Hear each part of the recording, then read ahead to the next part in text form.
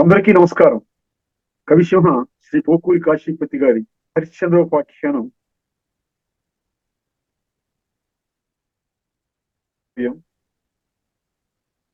ఈ పట్టణాన్ని ఈరోజు శ్రీ నూతలపాటి వెంకట గారు 12వ భాగం కావ్యపట్టణం చేస్తున్నారు.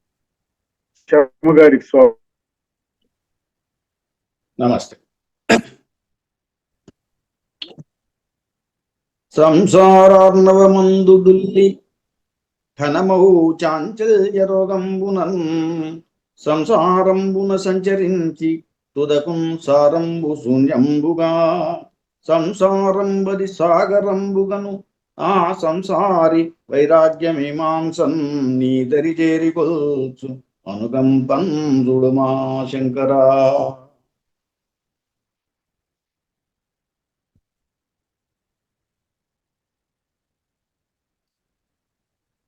ఈరోజు కథలో విశ్వామిత్రుడు వచ్చినటువంటి కడగండ్లన్నింటినీ దాటి తిన్నగా కాశీకి చేరుతారు. కాశీలో గంగలో మునుకులాడి విశ్వేశ్వరుని దర్శించుకుంటారు. ఆ తర్వాత నక్షత్రకుడు తొందర చేస్తుంది. ఇంకేం గట్టిగా 10 రోజులు కూడా లేవు, ఇంతవరకు నువ్వు పైసా కూడా కూడబెట్టలేదు, నువ్వు ఎప్పుడు ఇవ్వగలుగుతావు ఇంత ధనాన్ని, ఏదో ఒకటి చెయ్యి, చివరికి నీ భార్యనైనా అమ్ము అంటే అంతవరకు ఈ కథ అలా నడుస్తూ ఉంటుంది. ముందు విశ్వామిత్రుడు కూడా ఏం చేస్తాడంటే ఈ ఘట్టానికన్నా కొంచెం ముందు విశ్వామిత్రుడు ఏం చేస్తాడంటే, మీరు కనపడకుండా నక్షత్రకుడు కనిపించి నక్షత్రకుడితో మాత్రమే చెబుతాడు, వాళ్ళిద్దరూ కలిసి ఉన్నంత వరకు మనం ఏం చేయలేము, వాళ్ళిద్దరిని విడగొట్టే మార్గం అది కూడా నక్షత్రకుడు ప్రయత్నం చేస్తాడు. చేయలేక చివరికి ఇదిగో కథ ఇంతవరకు వెళ్తుంది, తర్వాత హరిశ్చంద్రుడు భార్యను అమ్మే వరకు వెళ్తుంది. సరే, ఈ ఘట్టాన్ని మనం ప్రస్తుతానికి ఇక్కడ చూద్దాం. ఎసగ నెలంతరేని గడకేగి జోహారుల నచ్చ రేడు సంతసిలి జగాలలోన గలదా ఎటయేనియు నీకు సాటి అయిన సఖియ రాణి నీదు కథనన్ గదే పూనయు జనిగట్టు నేను సురులు దక్కియుండుట అనియున్ చన కట్టడయే శనాదటం. ఎసగ నెలంత రేణిగడగేగి, ఈ రకంగా ఎప్పుడైతే అగ్ని చల్లారిందో అప్పుడు రాజు దగ్గరికి వెళ్ళి నమస్కారం చేసింది. జోహారులో నచ్చ రేడు ఆమెను చూసి ఏమంటున్నాడంటే, సంతసిలి సంతోషించి జగాలలో అనగలదా ఎటయేనియు నీకు సాటి అయిన సఖియ రాణి, నీకు సాటి అయినటువంటి స్త్రీ ఈ ముల్లోకాల్లో కూడా ఎక్కడా లేదు. జగాలలో నగలదా ఎటయేని, ఎక్కడైనా ఇలాంటి స్త్రీ ఉన్నదా అని. నీకు సాటి అయిన సఖియ రాణి నీరు కథనంగదే పూనయు జనిగట్టు నేను సురులు దకి, నీ వల్లనే మేమంతా బ్రతుకున్నాము అని. ఎవరెవరు? తాను, జనిగట్టు, జనిగట్టు అంటే బ్రాహ్మణుడు, ఆయన నక్షత్రకుడు, ఋషికుమారుడు నక్షత్రకుడు. అలాగే ఇంకొకళ్ళు ఎవరు? కొడుకు లోహితుడు. మేమంతా కూడా నీ వల్లే మేము బ్రతుకున్నాం కదా అని. ఉసురులు దక్కి ఉంటాయని, మేమంతా కూడా ప్రాణాలు నీ వల్లే దక్కి ఉన్నాము ఇట్లా అని. కుసికుని కొడుకు నక్షత్రకునకు దక్క ఏరికినిగా అనరాక. ఇదంతా జరిగిన తర్వాత విశ్వామిత్రుడు ఎవరికి కనిపించకుండా కుసుకుని కొడుకు నక్షత్రకునకు దక్క, నక్షత్రకుని కాకుండా మిగతా వాళ్ళకి ఏరికినిగా అనరాక, మిగతా వాళ్ళు ఎవరికి కూడా కనిపించకుండా తాజేరి శిశునకి ఇట్లనియే,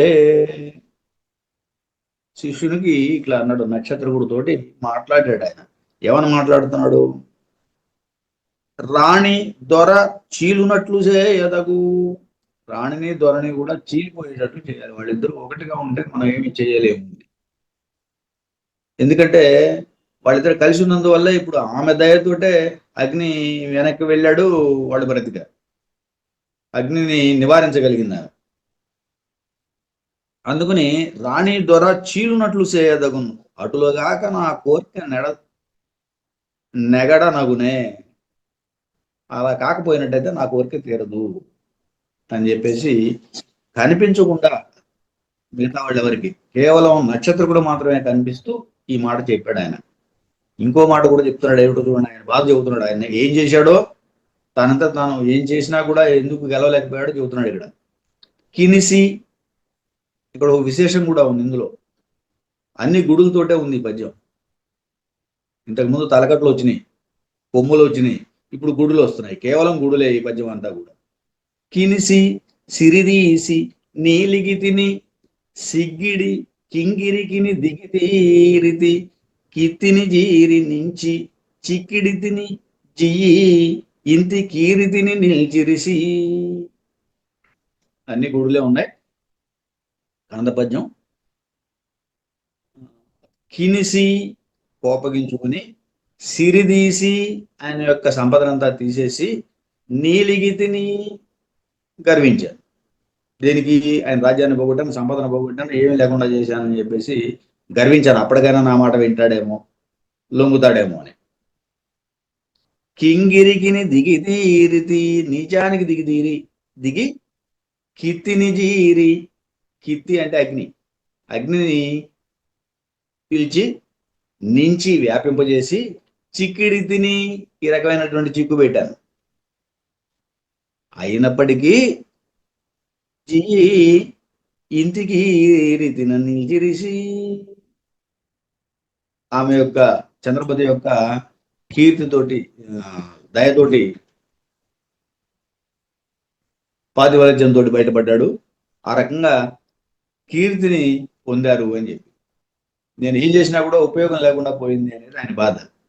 అనుచు అరిగిన రుసికూన అలరి రాణి చేరి ఇట్లనే. అప్పుడు ఈయనేమన్నాడు, నక్షత్రకుడు రాణి దగ్గరికి వెళ్ళి వాళ్ళ మధ్య వైరం పెట్టడానికి ప్రయత్నం చేశాడు. ఏదో ఒక రకంగా వాళ్ళ మధ్య ఒక చిచ్చు పెట్టడానికి ప్రయత్నం చేస్తున్నాడు. ఏమిటంటే ఆయన, నీకిన్ని సేదలు నేల, నీకు ఇన్ని కష్టాలు కలగడం, నువ్వు ఇన్ని అవస్థలు పడటం, బాధలు పడటం. శిశుగైకొని అయోధ్యకేగి ఋషికిన్ జ్యోతలనరించ రడ్డునిచ్చు నెలనాగా.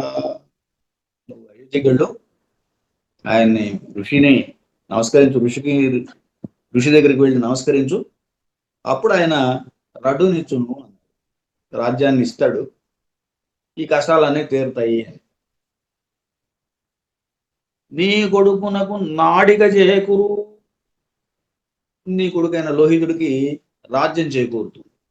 అటు కాక రేణిజంత నరుగుచో ఏకరణినైన ఔరులకు రూకలకై జట్టికిచ్చు రూఢిగా నిన్ను. ఇట్లా కాకుండా కనుక నువ్వు రైలు దగ్గరే ఉన్నట్టయితే ఆయన ఏదో విధంగా నిన్ను అమ్ముతాడు అని. జట్టికిచ్చు అనే పదానికి అర్థం అది అమ్మటం. నిన్ను ఏదో విధంగా అమ్మేస్తాడు అని చెప్పి చెబుతున్నాడు.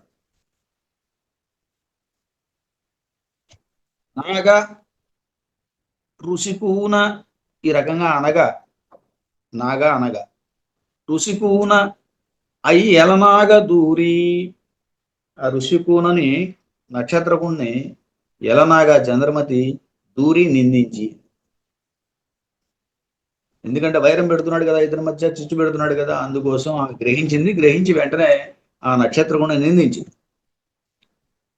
కంటే దొర నెడదగియుంట కంటే, రాజును వదిలిపెట్టి ఉండటం కంటే లోతు గోతిలోకి దూకి చచ్చిన గోతి లెస్స. ఇక్కడ గోతి అనే రెండు పదాలు. మొదటి గోతిలో దూకటం అంటేనేమో ఒక గుంటలో దూకటం. చచ్చిన గోతి లెస్స అన్నప్పుడు గోతి అంటే స్త్రీ అని అర్థం. ఈ పద్యం అంతా అలాగే ఉంది. అనుచున అతని చీకొట్టి అనుచునంత రకంగా చీకొట్టి నక్షత్రకుణ్ణి పంపించి. ఇందులో ఉన్నటువంటి విశేషం అది. కంటే దొరను ఎడతెగి ఉంట కంటే, అక్కడ మొదట్లో కంటే ఉంది, చివరిలో కంటే ఉంది. రెండు పదాలకి రెండు అర్థాలు వేరే వచ్చినాయి. నాగ ఋషిగూన ఎలనాగ దూరి అని, ఇక్కడ కూడా నాగా ఉంది, ఎలనాగ. ఇలా ఈయన అలంకార ప్రియుడు కాబట్టి గోతిలో దూకి చచ్చిన గోతి లెస్స అనుచునాథని చీకొట్టి అనుచునంత, ఆ రకంగా ఆ నక్షత్రముని చీకొట్టి పంపించాడు. చెడుగు నక్షత్రగుండు కేకలిడుచు కనలి, ఆయన పాచికి పారలేదు కదా, అందువల్ల ఆయన కోపగించుకుని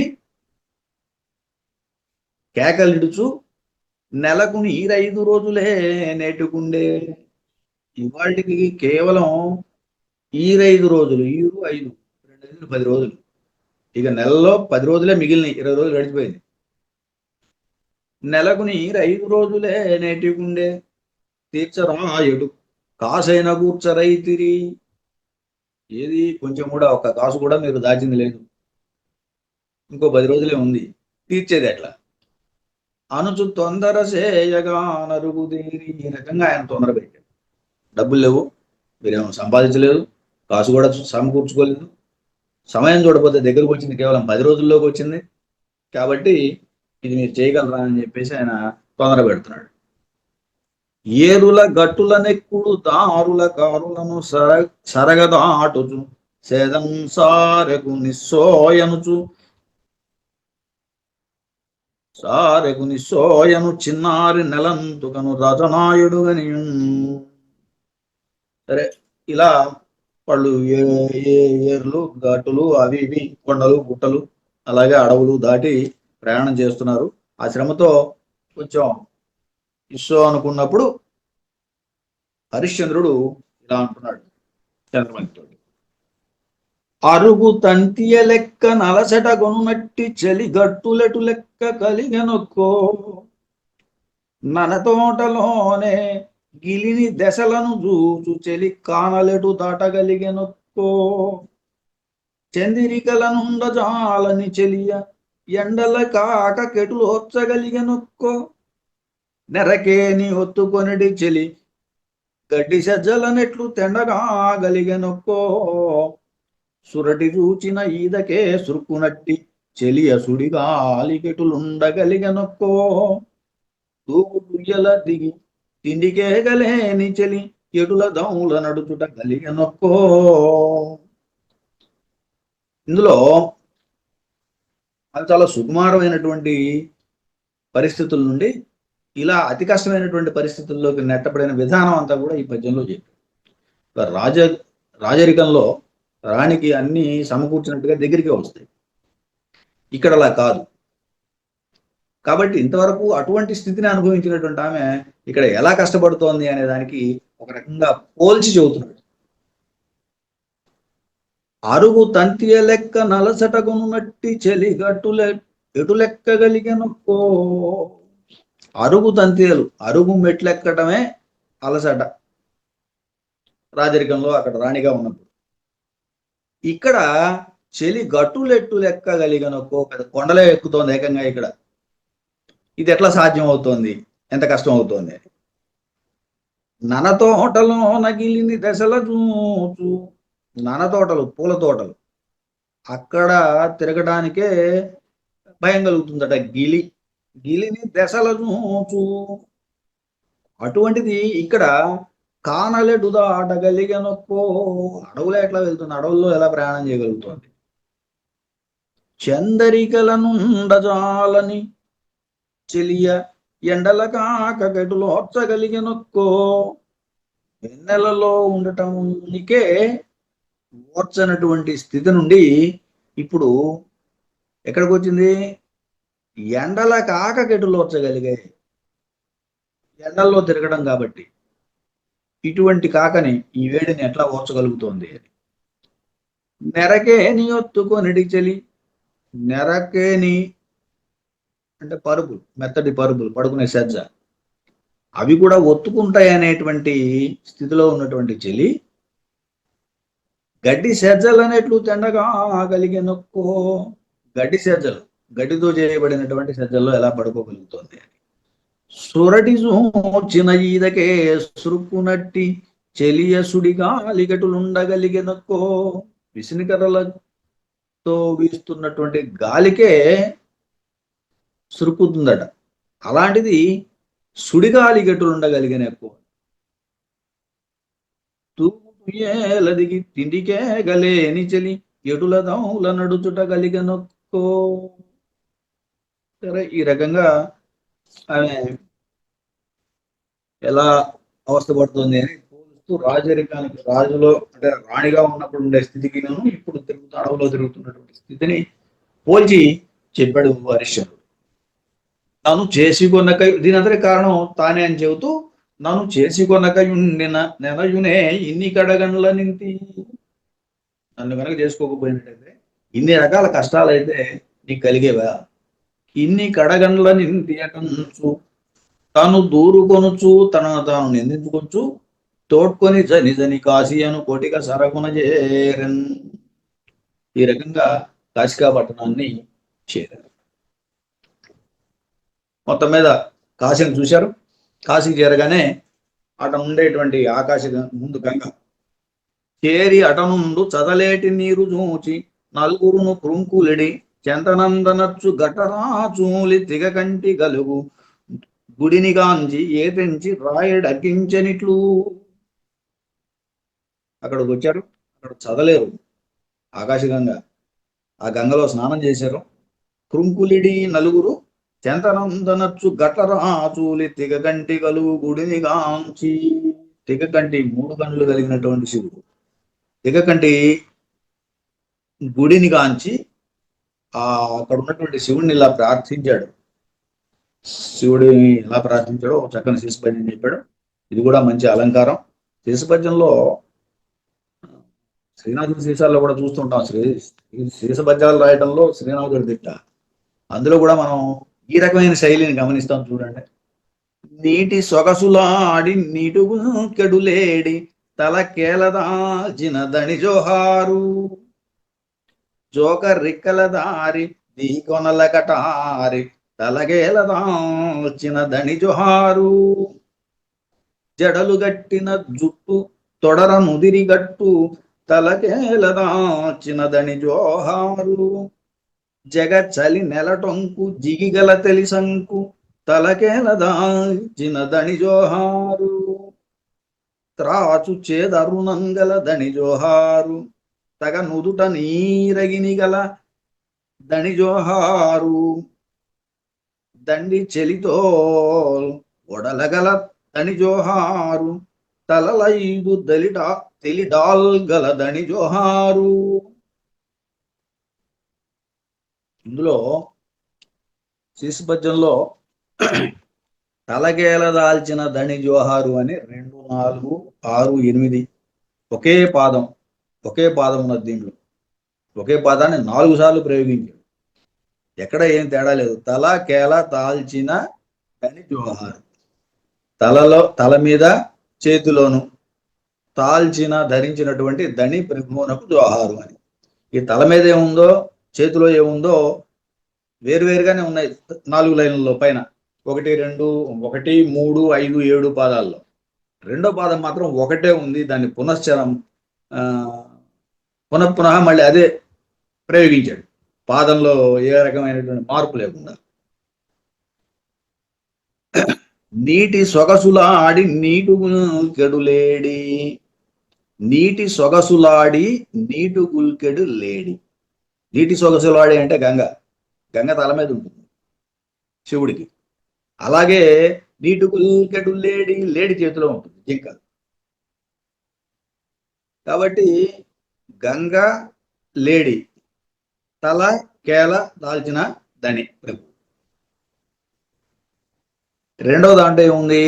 జోకర్ ఇక్కల దారి దీకొనల కటారి.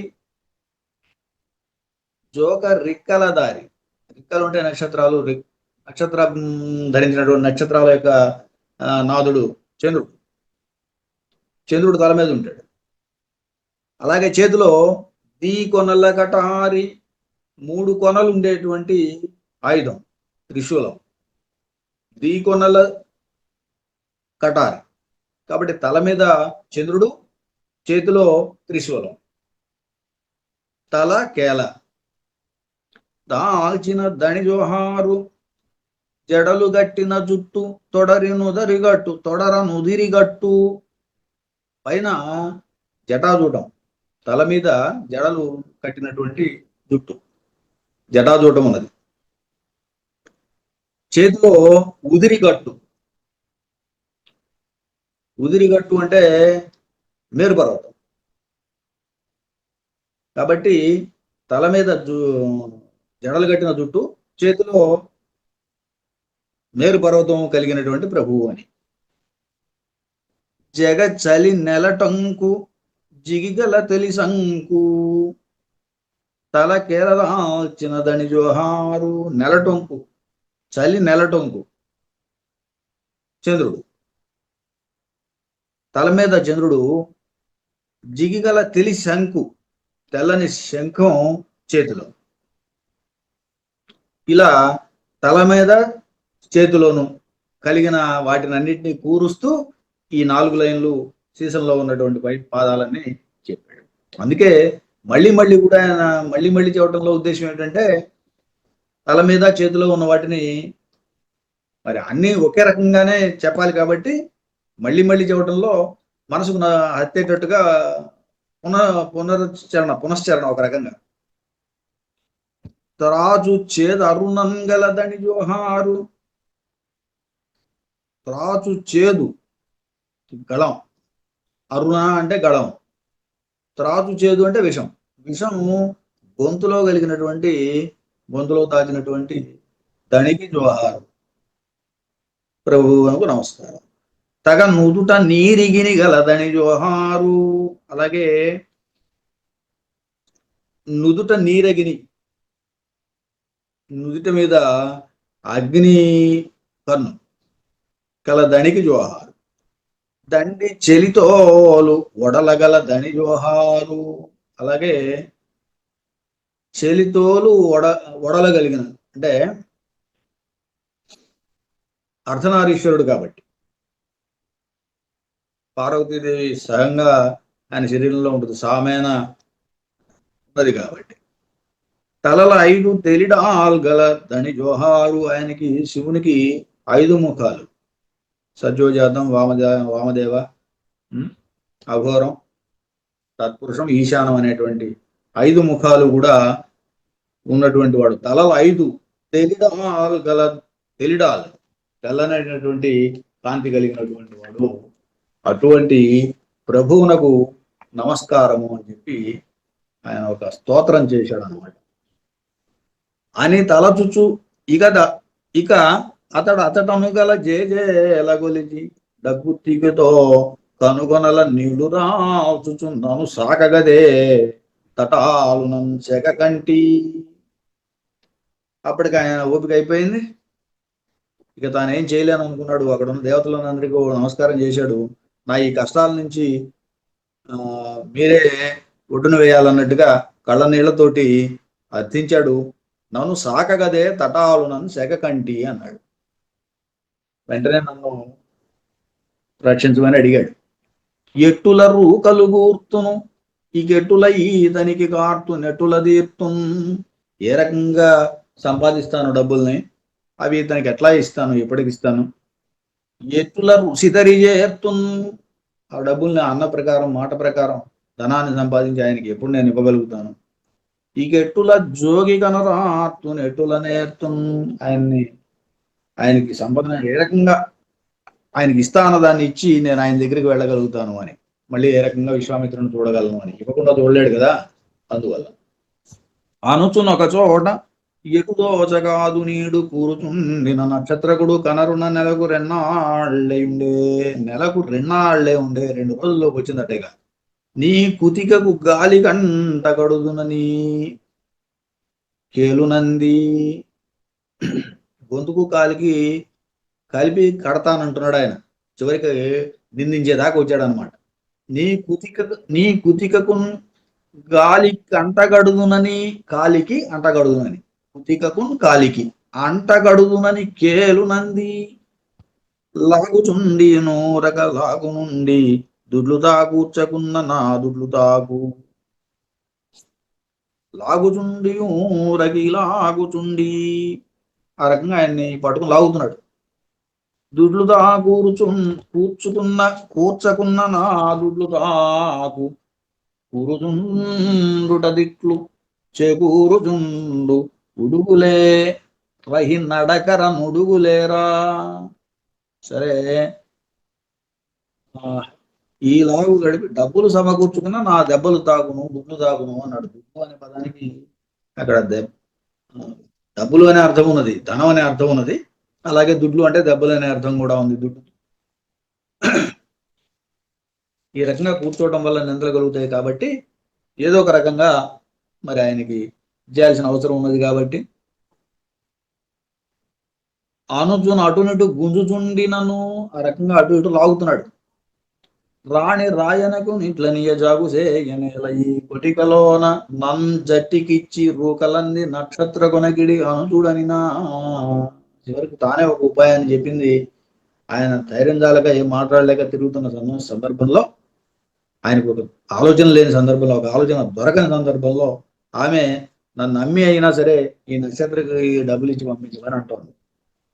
తొయ్యలి చిన్ననాడగిని తోడుగా గొంతున తాళిగట్టి చెయ్యన ఆనిశేషలను జల్లియు రాణిగా కొన్న నిన్ను ఇయ్యడ జట్టికి చుటకు నెట్టుల చేతులాడు ఏరికేని ఇయ్యడనయ్యడన్ కలిగియే కదా జోకద నచ్చు సొత్తుసు. సరే, చిన్నతనంలో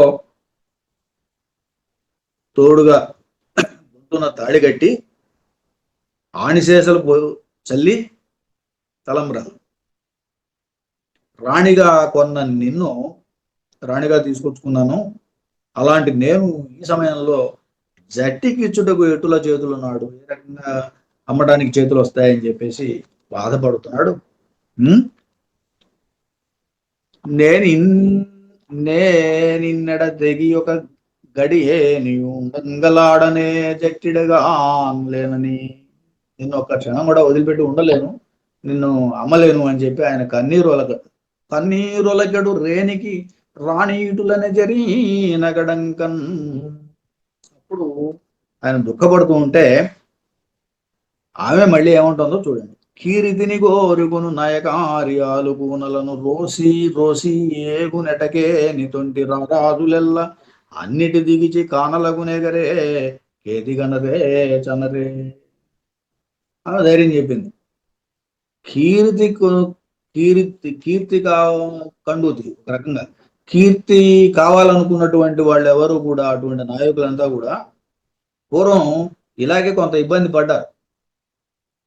తొంటి రాజులెల్లా, ఇంతకుముందు పూర్వం రోజుల్లో చక్రవర్తులంతా కూడా అన్నిటినీ దిగిచి కానలకు నేగరే కేతి గనరే, అడవులకు వెళ్ళలేదా, ఖ్యాతిని పొందలేదా అని.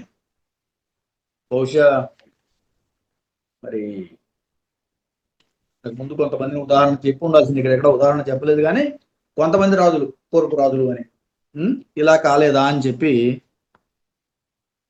కీర్తిని పొందలేదా అని చెప్పి చెబుతాం.